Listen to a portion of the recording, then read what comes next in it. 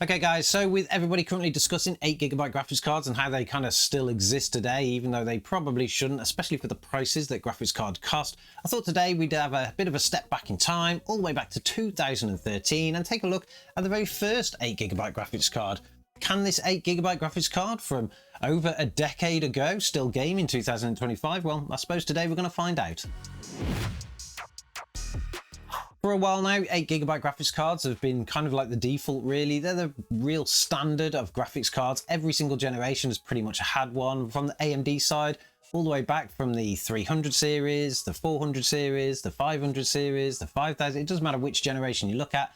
Pretty much every single one of them has an 8GB graphics card, and even Nvidia and AMD today are still even releasing them. There are 8GB 5000 series graphics cards from Nvidia. There are also 8GB graphics cards planned by AMD for the 9000 series. The only brand that really hasn't kind of spoken about an 8GB graphics card on the latest generation is, of course, Intel. Their cards at the moment start from 10 and 12GB, and I'm not saying that 8GB graphics cards are not the worst thing in the world, because they clearly aren't. There are still thousands of games that they will play, but they are starting to really show their age, particularly when it comes to those latest UE5 titles, especially if you want to kind of go anywhere near 1440p or 4K. So maybe there is a place for 8GB graphics cards nowadays, particularly in those very low entry level kind of items, but unfortunately, no brand is actually delivering anything in that. There has been no word of any kind of real entry-level graphics cards from AMD, Nvidia, or even Intel as well. But all the way back in 2013, 8GB was completely unheard of until AMD dropped this.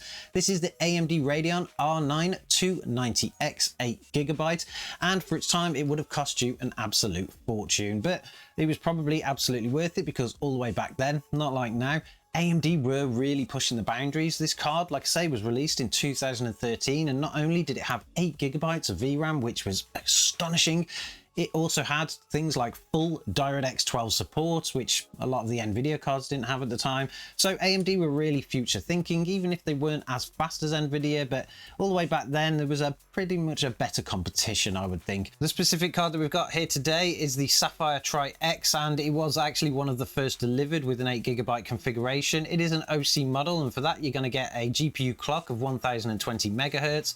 It comes with 2816 shaders, 8GB of GDDR5 memory with a massive memory bus of 512 bits, kind of unheard of today, particularly for lower end graphics cards anyway. It sat on a PCI Gen 3x16 interface, and it used a whopping 290 watts. That is quite large even in today's standards, although some of the high-end stuff from today probably is nowhere near that.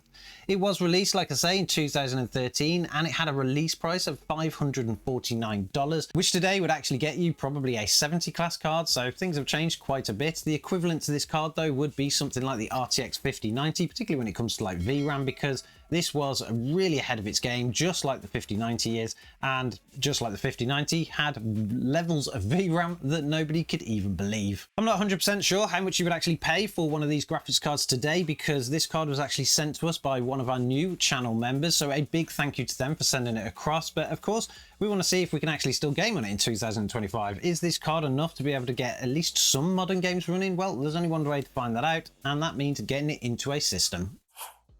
Now, if you are going to be going out and buying yourself an R9 290X in 2025, I really don't advise you building it into a system like this. This is actually our benching rig, so we have the Ryzen 7 9800X3D, 32GB of DDR5, and Gen 4 NVMe's. You really do not need that kind of hardware to be able to power this graphics card. But we've put it in this system because A, it's built, and it's pretty much going to allow the graphics card to breathe and get to its full potential. When it comes to modern gaming, though, with an R9 290X, you are quite restricted, really, when it comes to super new titles, and that's because the card is very old now. So the drivers haven't been updated for a very long time. AMD dropped the support on them, so you're going to get lots of errors on that. Games that will not run on this, of course, are things like Indiana Jones, the latest Doom, Dark Ages, because they require hardware ray tracing cards, and this clearly does not have ray tracing or hardware ray tracing inside. And of course, things like The Last of Us won't start, because you will get an error when it starts up to say that the drivers are too old and you need to update them. But of course, there's absolutely nowhere to go. You could use some modded drivers, and maybe we will try that in a future video just to kind of see what performance differences there are, and can you get a little bit more life out of your R9 290X. But for today, we're using the standard AMD drivers. I don't quite think they're legacy. They might be legacy now. I can't remember which one's installed, but the card is running beautifully fine. Another note with these graphics cards are, even though they are huge graphics cards, they do get very hot. So expect a little fan noise today. If it gets too loud, of course, we'll try and calm it down a little bit, but apart from that, it should be okay. Now, when it comes to modern games, there are a lot that you can actually choose from, but the one that I want to try on this graphics card first is Cyberpunk 2077. It's a little bit old now, about 4 to 5 years old, but it's a lot newer than the graphics card is, of course, so hopefully we can get a playable experience out of it, and if we can, that's a bit of a win. So let's kick into game and see what we can kind of get out or squeeze out of this 8GB card. Now, while the game's loading up, we can already hear the graphics card starting to spin up a little bit. It's getting a little bit noisy, although there's no rattling or anything, it's just purely fan noise. But we'll jump into game. Hopefully it doesn't get too loud too quickly, but so far, actually, the game is looking pretty good. I'm not sure where we are at the moment. I haven't really still played this game more than anything. I think it's still at the beginning, but we are currently getting an average of 54 frames per second with a 1% low of 47. I have no idea what the settings are at the moment, so we will need to jump in and kind of configure that. But so far, this is actually playable, and the game looks pretty decent too. So I'm kind of going to guess that maybe it's in a medium setting, but it's obviously not ray traced or anything like that. We can't do that, but let's head into the settings and see what we've got configured. We'll pop over to the video settings. So we are currently running in 1080p, and of course this is a 1080p graphics card. Now there's no way you're going to get any kind of higher resolutions unless you play really old games. Going to the graphics tab here, it's set in a custom, so I'm not 100% sure what it's actually set to, but the game did look okay. So what we'll do is we'll adjust some of these settings. We're going to go down to a medium setting. We're going to turn off any kind of resolution scaling. Then we'll have a scroll down. So everything is pretty much at a medium setting. So let's apply those settings and get back into the game, see where we are.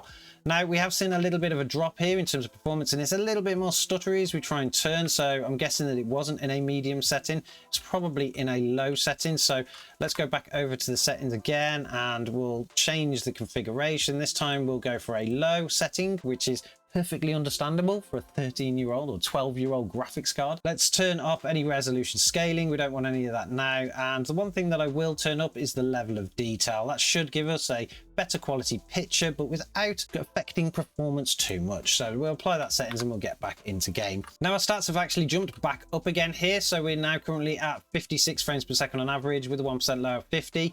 That is absolutely more than playable. It looks better than when this game first released on the games console. We've got nothing popping in and out. Everything is loading up perfectly fine.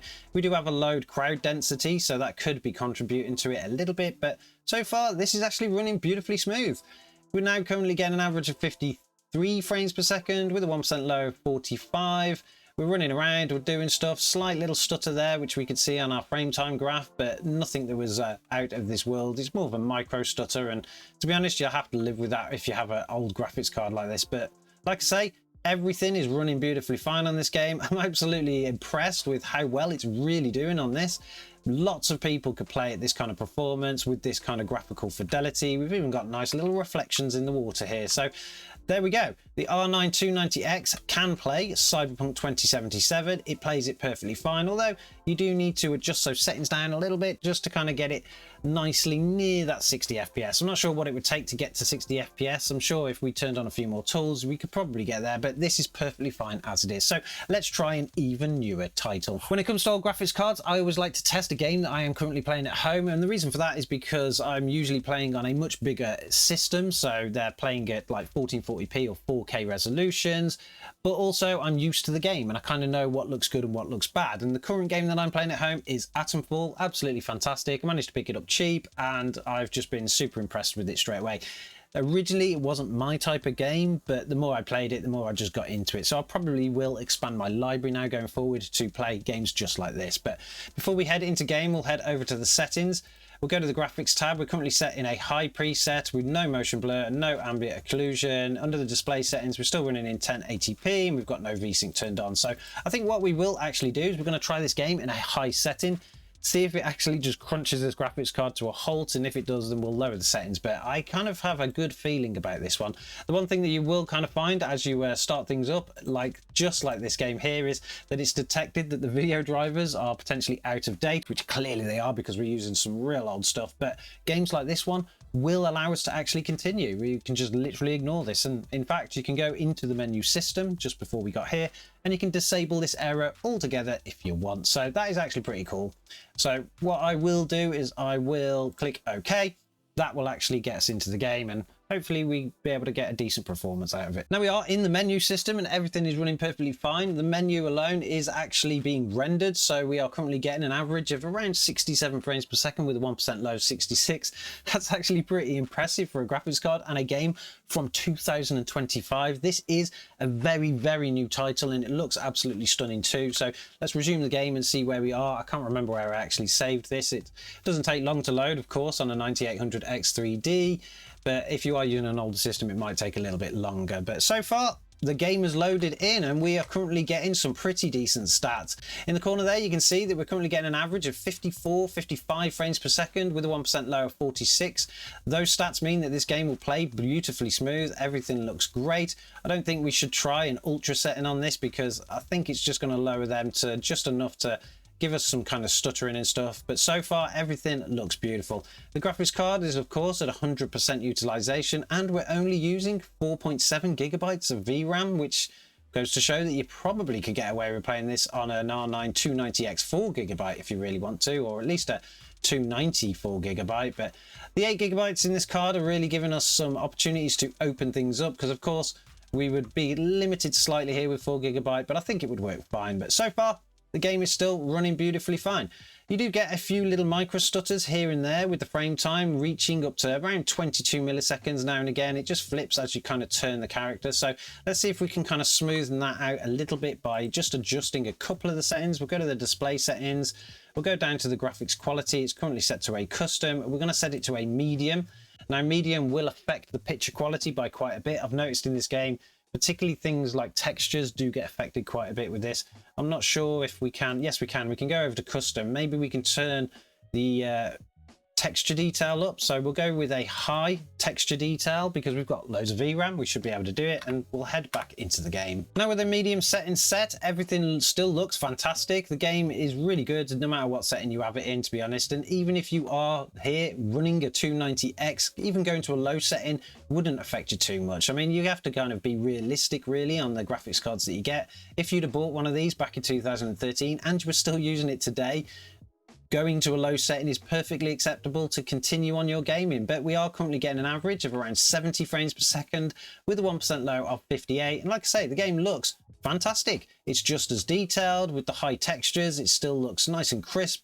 I think this is an absolute win for a graphics card like this, and really goes to show what when AMD were kind of pushing the boundaries of the next gen level with extra DirectX levels, extra VRAM, that they really did come to last. It's a shame that graphics card manufacturers have kind of gone away from this nowadays, not really pushing these boundaries. They're still delivering 8 gigabyte cards today, which, as you can see here, are perfectly fine for these types of games. But when you do come to those newer titles, or at least the more demanding things that require ray tracing and higher resolutions to really get a good experience, they kind of flop quite over. So it's quite interesting to see that you can play 2025 games on a 13 or 12-year-old graphics card from 2013, even in 2025.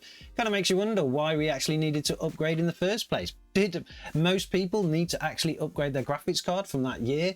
It seems to be working on these types of games. I suppose if you played anything like Indiana Jones, or if you wanted to play Doom the Dark Ages, clearly it's not going to work for you. Maybe if you play competitive games, things like Call of Duty Warzone, it's not good enough. But so far, this is working absolutely brilliantly, particularly for these types of titles. So if anybody out there does want to go and play Atomfall, and you want to do it as cheaply as possible, an R9 290X 8GB will get the job done, and you'll have loads of fun with it. But of course, this is not the only game that you can play on an R9 290X, or it's not the only modern game you can play. There are absolutely loads of them that run beautifully as well. So let's take a look at some of them.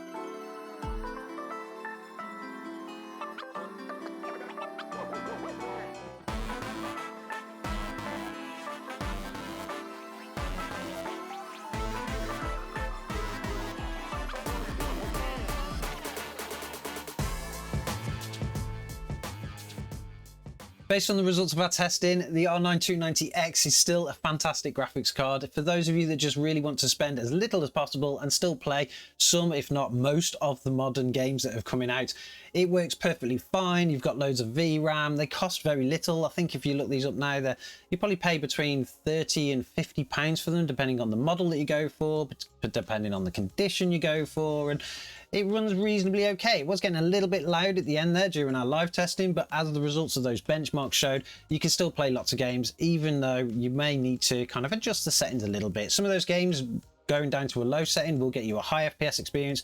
Most of the games will run roughly at a medium setting with a little bit of help from AMD's FSR. But anyway, there you go. The R9 290X 8GB, the first 8GB card ever released to gamers in 2025. Let me know in the comments below what you think of this card. Do you still own one, and are you still playing games on it? And if so, what kind of games are you playing on it? That would be quite interesting to know.